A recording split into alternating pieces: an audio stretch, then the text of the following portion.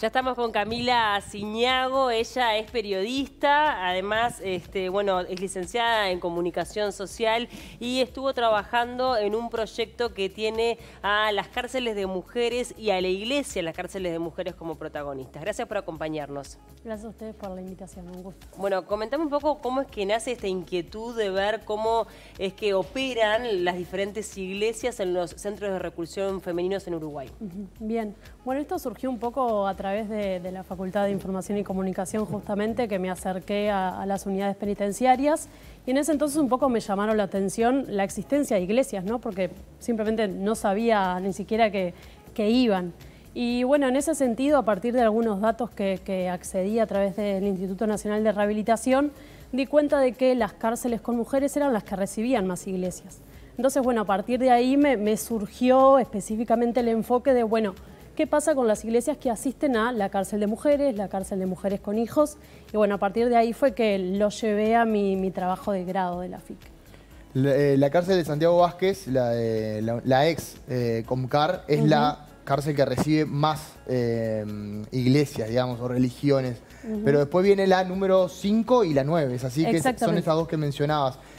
¿Cuánto pudiste ir? ¿Qué tanto acceso te dieron para poder acceder a ese lugar? Bien, bueno, es un punto interesante porque cuando yo desarrollé la investigación en realidad fue en periodo de pandemia y era bastante dificultoso poder acceder a las cárceles. Entonces fue más un trabajo por fuera, pero que yo venía de años atrás sí visitando más las unidades. Entonces fue ahí un poco con el contacto desde afuera y poco desde adentro, ¿sí? Claro. Entonces sí, una vez fue la que ingresé y ahí tuve como charlas más en profundidad con, bueno, los operadores penitenciarios, con las privadas de libertad, y a partir de ahí se fue armando un poco todo, también a través de pedidos de acceso a la información.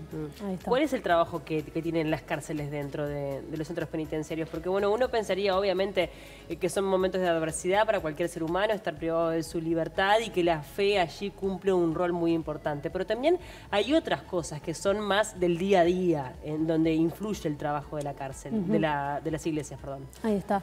Sí, creo que hay algunas incidencias fundamentales, ¿no? Por un lado, algo que me decían las propias privadas de libertad es que las iglesias brindan una contención que escasea ante la falta justamente de acceso de atención psicológica, ¿no? De psicólogos. Entonces, bueno, esta escucha es algo que es una línea bastante transversal entre las distintas iglesias que van desde la iglesia católica, pentecostales, neopentecostales, testigos de Jehová, es como bastante amplio el abanico, ¿sí? Por otro lado, también algo fundamental que brindan es, cubren de cierta forma necesidades básicas insatisfechas, ¿sí? Brindan alimentos también, a la vez refaccionan ciertos espacios, o sea, estas donaciones que hacen no solo van de alimentos, sino también, bueno, van por ese otro lado. Algunas en particular trabajan el consumo problemático de drogas, como lo es Confraternidad Carcelaria, y creo que un poco va por ahí, ¿no? Y también la dinámica varía dependiendo de la iglesia. No, y los kits higiénicos también, que me parece súper importante, porque bueno, ahí también queda de manifiesto, son las que están algunas privadas de libertad, cuando no tienen visita, porque por lo general siempre es la mujer la que está a cargo de los cuidados, y muchas mujeres no tienen visita, no tienen a quién recurrir para tener lo básico para su higiene personal, ¿no? Exactamente, sí, ahí es un punto bastante clave, porque lo que sucede también justamente con las mujeres es que reciben mucho menos visitas que lo que reciben los varones. Entonces ahí surge esta otra necesidad de, bueno, las iglesias me lo brindan, ¿no? Entonces yo asisto también a esta iglesia, puede ser por el hecho de que lo necesite, porque también hay algo que sucede, es que desde adentro continúan de cierta forma con el mandato de la maternidad. Entonces, esto de ser jefas de familia continúa siendo dentro de la cárcel. Entonces, si el Estado no brinda esas necesidades básicas, como puede ser lo alimenticio, bueno, la iglesia lo brinda, ¿no? Yo pensaba, y hablábamos un poco fuera de aire en todas estas situaciones de las religiones, que también ven una oportunidad, ¿no? De poder también traer hacia su religión adeptos, exactamente, no me salía la palabra. En ese sentido, ¿pudiste comunicarte con las diferentes religiones para ver cuál es su visión, digamos, del trabajo? Porque obviamente hay un lado espiritual que es, digamos, corre por cada una de las religiones, pero después hay otros lugares en donde es una oportunidad para generar adeptos. Entonces, ¿cuál es ese equilibrio, digamos, entre cada una de ellas en cada una de las religiones? Claro. Sí, es Es, creo yo, una línea bastante fina, ¿no? Sí. Porque no se puede negar de que hay una situación de vulnerabilidad y que las iglesias, bueno, están ahí justamente donde el Estado no está, ¿no? Entonces también hay esto que decía yo de la necesidad. Entonces, pareciera que lo que sucede es que, porque la asistencia a las iglesias es algo opcional, pero ante estar en una situación en donde hay necesidades que no están cubiertas, en donde el ocio es lo que prevalece, en donde el acceso a la educación y a las distintas actividades recreativas... Si el hecho de ir a la charla de la iglesia va a repercutir en que también me van a dar el kit para tener mi higiene personal o la comida, bueno, es un pesa también, ¿no? Exacto, exacto. Por eso es una línea fina, ¿no? En donde hay una situación particular en lo que, bueno, parecería que algo opcional se convierte en la única opción. Claro. Pero tampoco se puede negar de que ante esta situación, para muchas es una especie de salvación y es lo único que las mantiene, digamos, en pie ante esas circunstancias, ¿no? Pero bueno, está esa línea fina. Y también el hecho de ser mujeres, porque también se cree que justamente esto de que decíamos de que reciben menos visitas, tiene que ver con una rotura del estereotipo de género. Entonces, sienten culpa, entonces esa culpa también se aliviana con la iglesia, ¿no? Claro. Entonces es como esa búsqueda de salvación a través de la iglesia que muchas veces también corrige como esto de, bueno, lo femenino, ¿no? Y todo lo que tiene que ver también con lo heteronormativo. Claro. Entonces ahí entran como muchas variables en juego. No, y después, perdón, Paulita, que hay un punto que también, o sea, los riesgos y las ventajas las tiene cada uno de los actores, ¿no? Porque después está el Estado, el gobierno, que también tiene y juega su rol de que por un lado le sirve que la iglesia le dé esos beneficios, eso que quizás no puede dar o que no quiere dar. Pero por otro lado también corre el riesgo de que hay una población carcelaria que está siendo atravesada por estas religiones y quizás sea también lo que quiera el Estado hacer con esa población, ¿no? Porque está la ventaja por un lado, pero el riesgo por otro. Y creo que cada uno de los actores juega ese rol, ¿no? Capaz que es un razonamiento mío. Sí, no, algo que me decía el director del INR, Luis Mendoza, es que a ver, que en este contexto cualquier ayuda es recibida. Entonces, obvio, si esa ayuda tiene un tinte religioso, igual sirve. Bienvenida. Aunque de repente pueda chocar con las intenciones de políticas públicas, como es a través de la parte de género del INR, que también conversaba con Paula Lacaño, la directora, de que decía, bueno, por ejemplo, en el 8 de marzo, ¿no? En la unidad 5, la parte de género iba con una actividad sobre los derechos de las mujeres, sobre los avances, por todo lo que queda por lograr. Sin embargo, la Iglesia Universal iba con una actividad de belleza, ¿no? De pintarnos, de maquillarnos, etcétera, que no quiere decir que esté mal, pero son distintas intenciones, ¿no? de lo que se quiere lograr. Totalmente. Sí, sí. Ahora, ¿cuáles son las iglesias que tienen mayor presencia dentro de los centros penitenciarios? Y me llamó mucho la atención algo de tu informe, de que hay una iglesia en particular que tiene una instalación propia. Exacto. Sí, a ver, van varias, en todo el país, las que más que nada tienen presencia es la Iglesia Católica y la Iglesia Universal. Lo que sucede es que, según las distintas voces con las que pude conversar, la Iglesia Universal es la que tiene mayor acceso a pisos y por ende también a privadas de libertad que asisten, que a la vez también son las que han llevado más donaciones, ¿no? A nivel alimenticio, pero también de refacciones, donaciones más grandes, si se quiere decir. Y esta iglesia en particular sí tiene un templo propio, o sea, construyó dentro de la iglesia, hay una parte de uno de los pisos que estaba cerrado con candado y es exclusivo para la Iglesia Universal. ¿Y eso está permitido? Porque en realidad, digo, no sé, me llama como la atención, me parece como medio, debería haber capaz libertad de culto, no sé. A mí lo que me llamó la atención es que cuando lo conversé con las autoridades desconocían la existencia de esta parte de la unidad. O sea, eso no era conocido por las autoridades. ¿Está en la número 5?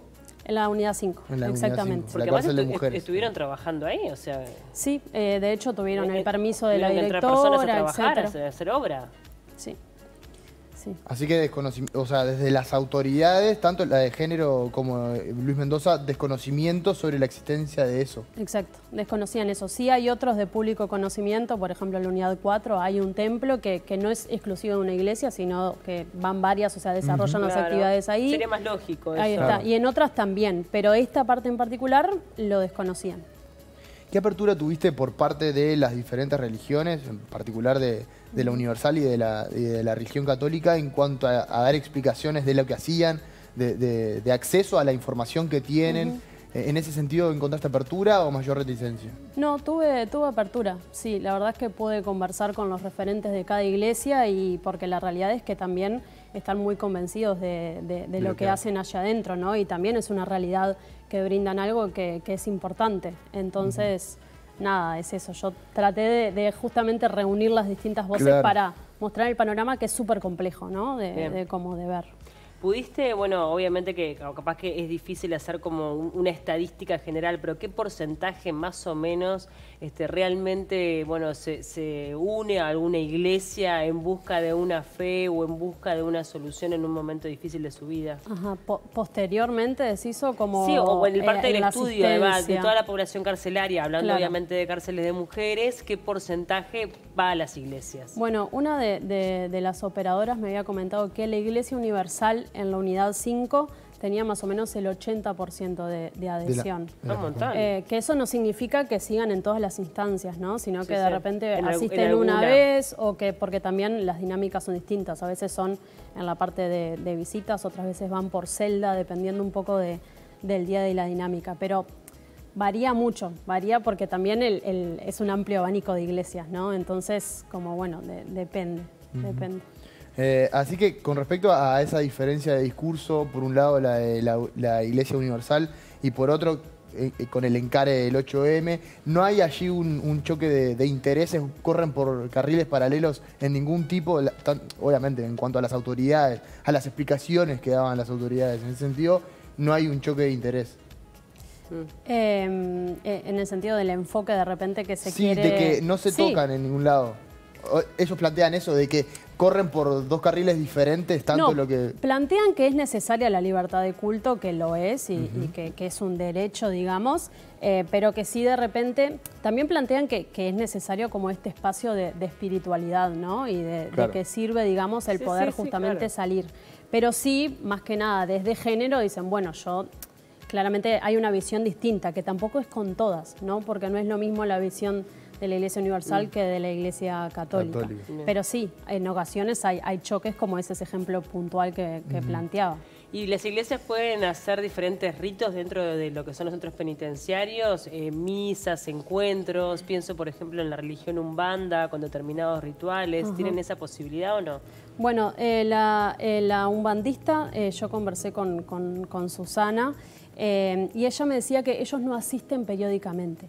Asisten sí, hay algunos privados de libertad que solicitan la asistencia de ellos, pero no están de acuerdo justamente con el ir porque consideran que es una situación de vulnerabilidad en la que podría caerse justamente esta línea fina del aprovechamiento. Entonces, la Umbanda en realidad no está dentro de las iglesias que asisten periódicamente, pero sí se dan espacios de, por ejemplo, guitarras, de sí algo más como especie a misas, a veces con parlantes que suena como cumbia, pero en realidad es con música religiosa. Depende mucho también si son fechas particulares o bueno, si es algo más periódico. ¿Y las iglesias también asisten a las mujeres en lo que pasa afuera, lo que comentabas, ¿no? Muchas son jefas de hogar, muchas también tienen sus hijos afuera que están a cargo de madres, tías, bueno, o institucionalizados. También cumplen ese rol de me gustaría que vayas a ver a mi hijo, que llevarle una canasta de comida. Bueno, algo que me decía de la Iglesia Católica en Tacuarembó, también ahí en una parte que es específicamente femenina, de que sí, el espacio cuando iba a la iglesia, bueno, capaz que les pedían que vayan a visitar a sus hijos o que les lleve algún dibujo o algo de comida, eso sucede. Y también en muchos casos continúan el trabajo en el egreso. Si tienen un acercamiento realmente prolongado de la iglesia con ellas, bueno, después hay algunas que sí le brindan dinero, hay algunas que les brindan trabajo o que están como, bueno, ahí al alpiste de la necesidad. Eso sucede también, no es algo generalizado, pero se da y más que nada también con la Iglesia Universal. ¿Con la Iglesia Universal en la unidad 5 o en el interior del país? Esos casos puntuales. No, esto en general, pero sí se daba yo pregunté específicamente con las mujeres. ¿No? Para ir finalizando, ¿qué conclusión, bueno, te quedó a vos después de hacer este trabajo? Me imagino que también habrá habido espacio para la reflexión personal y como para darte cuenta de que esto en realidad está pasando porque faltan cosas que no están cubiertas, ¿no? Sí, yo creo que la reflexión final, además de que es todo un poco más complejo y de que uno tiene que desligarse a veces de la mirada afuera, que es muy distinta a lo que pasa ahí adentro y el estar ahí adentro, pero sí de que es una historia que trata de vacíos, o sea, personales, familiares, del sistema penitenciario, de las políticas públicas y de la sociedad, y que pareciera que algo que es opcional, debido al contexto, se convierte como en la única opción posible. Hasta esencial. ¿No? Exacto. Totalmente. Bueno, muchas gracias por acompañarnos. Felicitaciones por el trabajo. Gracias a ustedes. Gracias. Felicitaciones.